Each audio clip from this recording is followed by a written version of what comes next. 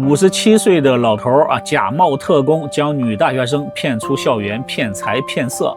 女大学生还蹦蹦跳跳的配合老特工去宾馆开房，而且呢，前后有5名女孩上当受骗。他们在床上的时候，他叫这个女的喊她喊老公，还喊其他的，就更露骨的吧。感觉好傻呀！我现在感觉他如果是演戏的话，那演一下我确实蛮累的。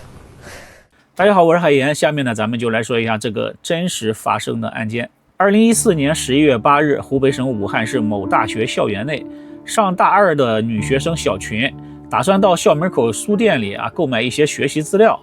刚出教学楼就碰到了一个神秘的男人，这个人50多岁，身穿皮夹克，表情非常的严肃，来到了小群面前。他问青年园怎么走，小群也没有多想，刚想抬手给对方指明方向，那个人马上上前一步，压住了他的胳膊，小声说：“不要乱动，也不要到处看，告诉我在哪里就行了。”就是叫我动作不要太夸张，就只要告诉他就行了。接着呢，男子从兜里掏出一个证件，快速的给他看了一眼，说自己是国家1级特工。现在校园里有一伙跨国犯罪团伙，根据可靠消息，这伙人呢要在青年园那里接头，他们正在进行秘密的追捕这伙罪犯，需要小群的协助。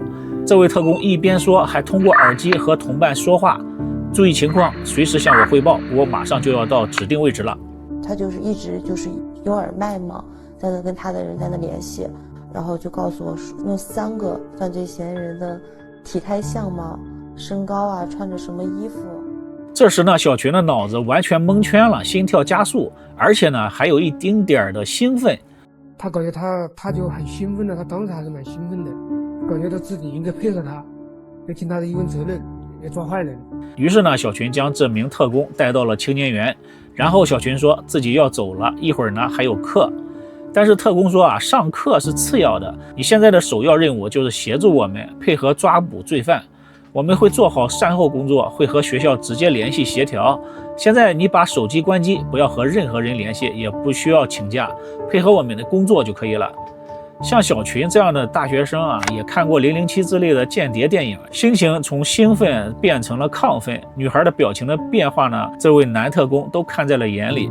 特工说：“你不要紧张，你假装是我的女儿，咱们假装父女，这样呢就能够掩护我的身份了，希望你能够配合。”说着呢就牵着女孩的手。小群呢刚开始心里还有一些抗拒，但是想着是为了抓坏人自己配合一下也是应该的。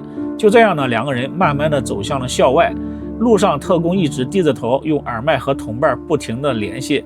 在老特工的暗示之下呢，小群觉得四周的确有很多可疑的人。就在这种紧张的气氛当中，2个人来到了学校门口。接着呢，特工接到了上级的电话特工用手扶着耳机说：“我现在在校门口，身边有一名女大学生正在配合掩护我的身份。”上级还问：“这个人可靠吗？”老特工说：“我相信我的眼睛。”我可能就问他：“你旁边还有就是说谁可以怎么就是说一下你现在的情况吧？”这种他就说现在有个小姑娘在这儿配合我。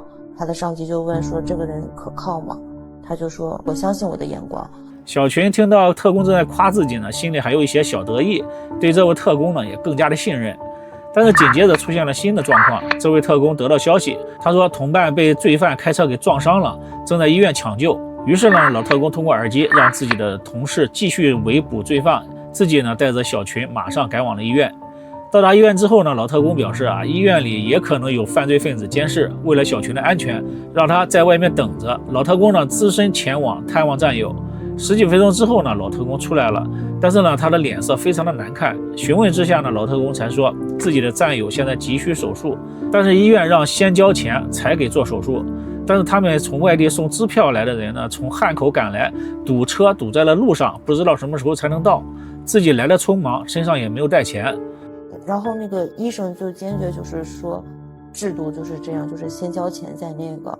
然后医生就问他说：“你是什么人啊？”他说：“你不必知道我们是谁。”然后那个医生就是死活就不松口，然后但是他就挺无奈的，然后我就说我这有那个。这时呢，小群又挺身而出了，说自己可以先垫付2000元的手术费。于是呢，小群和老特工一起到自动提款机那里取了2000元，给了老特工。老特工呢还连连夸赞小群，并且用耳机向上级汇报。紧接着呢，老特工又接到了上级的消息，上级说老特工很有可能自己已经暴露了。小群因为多次帮忙，那帮坏人呢已经知道了小群的存在，现在正在全程找他们2个人。上级命令老特工一定要接下来的时间里24小时内保护好小群，而且考虑到天色已晚，上级命令老特工找个安全的宾馆带小群先去休息。小群呢刚开始也有一些为难，毕竟是孤男寡女啊，晚上共处一室。老特工也看出来了，他马上向上级汇报，并且表示强烈反对，说这样不合适。但是呢，上级说了，现在没有时间了，只能这样处理了。小群这时呢已经入戏了，他看见这个特工如此的正直，不想因为自己的原因影响到整个任务，于是主动同意和特工一起到宾馆。而且反正也是扮演妇女，也没什么。接着呢，老特工带着小群先去吃了麦当劳，还去买了一些零食。在此期间呢，句句都是关心小群的话语，而且呢，为了小群的安全，就算是上厕所，老特工也在厕所的外面等着。这些呢，都让没有什么社会经验的女大学生小群觉得这位老特工真是一个大好人。晚上7点26分，2个人来到了鲁摩路的7天酒店。视频监控当中可以看出，小群是蹦蹦跳跳的来到了前台，为了不暴露特工的身份，登记的呢是小群的身份证，住宿费也是小群付的。他也没有比较遮掩的，很自然的一种表现。我们认为呢，也可以当演员。2个人进入房间之后呢，老特工观察了一下房间，然后将小群拉进了厕所，小声地说：“房间里有监控，我们被监视了，现在只有这里是安全的。”监视器就在床的上方，闪着红灯的那个就是监视器。女孩出厕所看了一下，的确有一个闪烁红灯的一个东西，那实际上是烟雾报警器，但是女孩她不知道。老特工又用猫眼看了看外面，然后说外面有人监视。女孩也听到外面有人走动的声音，心里特别的紧张。老特工还说刚才得到了情报，他们以为我们是一对普通的夫妻，看样子呢我们要演夫妻了，我们一定要演得真实一些，否则会暴露，那样的话我们2人都有生命危险。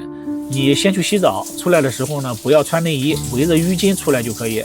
女孩呢也犹豫过但是看着头顶的烟雾报警器呢，还是乖乖听话去洗澡，毕竟生命安全是最重要的。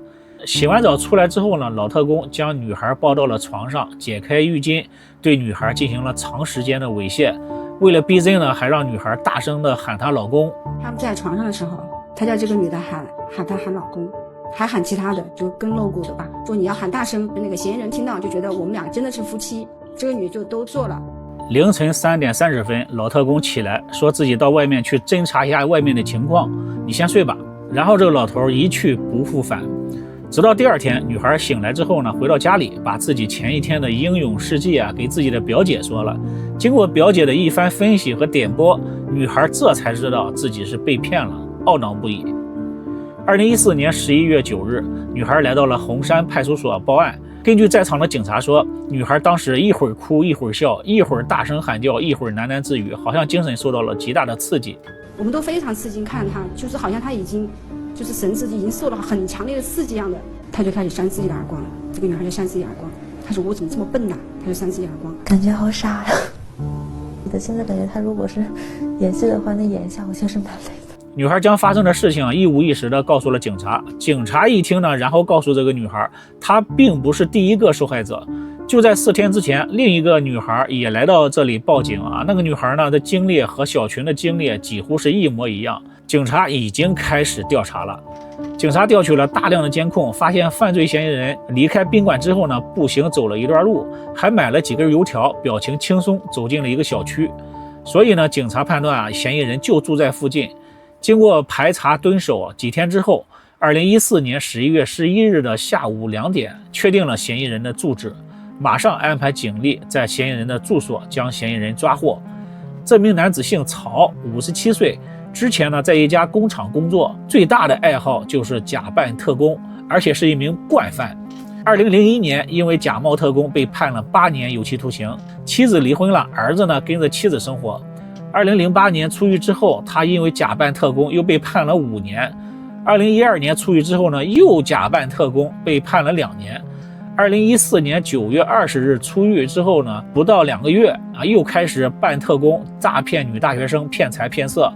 经过审理，这个糟老头子最近总共骗了5名女大学生，有2名女大学生被骗财骗色，事后呢已经报案，其他的3名女大学生警觉性要高一些，不愿意和他去宾馆，所以呢这3个人被骗财，但是呢没有被骗色。警察呢还在曹某的身上搜出了一张纸条，上面写着5名女大学生的名字和手机号。警察给3名女孩电话联系，确认了3个人总共给了曹某3500元。直到警察给他们联系，他们才知道自己被骗了。曹某呢还说自己寻找目标是很随性的，说自己是特工，对方如果不相信就拉倒了，如果对方相信或者是似信非信的话，那就进一步给对方洗脑。至于为什么选择女大学生呢？是因为女大学生都看过间谍电影，比较容易将自己带入电影的角色，所以呢比较容易骗。我当时想的就是学生好像头脑比较简单，容易骗。他还强调自己没有采取任何的强制措施，也没有使用任何的武力，纯粹是智商的碾压。我并没有采取任何强制性的语言或者强制性的这个行为，要他们这样做。